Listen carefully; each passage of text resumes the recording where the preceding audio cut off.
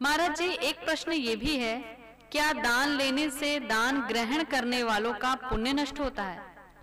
इस संदर्भ में महाभारत के अनुशासन पर्व के अंतर्गत दान पर्व के 121वें अध्याय के 14वें श्लोक में आया है, तदेवा दादतः पुण्यम तदेवा प्रतिगृहणतः न ह्यक्र चक्रम वर्तेता इत्येवं ऋषयो विदुः।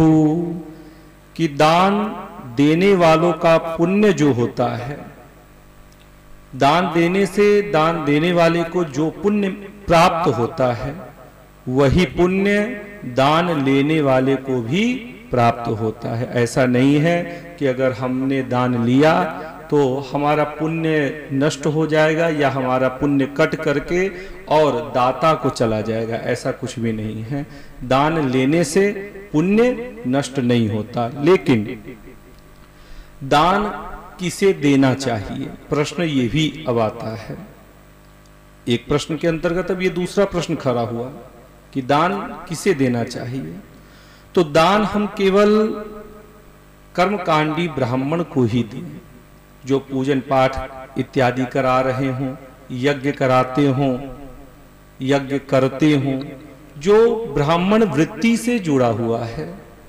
ऐसा नहीं है कि कोई भी हो, कोई गरीब हमें दिख गया, निर्धन दिख गया तो हम उसे उठा करके दे रहे हैं और ये मान ले कि यही दान है। नहीं, हम परोपकार के लिए तो किसी को भी कुछ भी दे सकते हैं, लेकिन अगर हृदय में दान सोचकर के हम वस्तु को भेंट कर रहे हैं, दे रहे हैं, तो वो केवल कर्मकांडी या यज्ञ कर्म करने वाले ब्राह्मण को ही दें।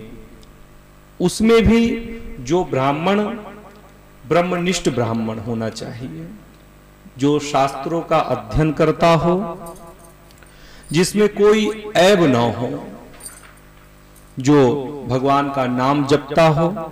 क्योंकि देखिए, श्रेष्ठ ब्राह्मण किसे कहा गया तो महाभारत में ही फिर से बताया गया कि तपः श्रुतम च योनिश्चा पेतत ब्राह्मण्य कारणम, कि जिसमें तपस्या है, जो तप करता हो, भगवान का नाम जपता हो, जो शास्त्र का अध्ययन करता हो, जिसमें शास्त्र ज्ञान हो, और विशुद्ध ब्राह्मण कुल में जिसने जन्म लिया है वही श्रेष्ठ ब्राह्मण है।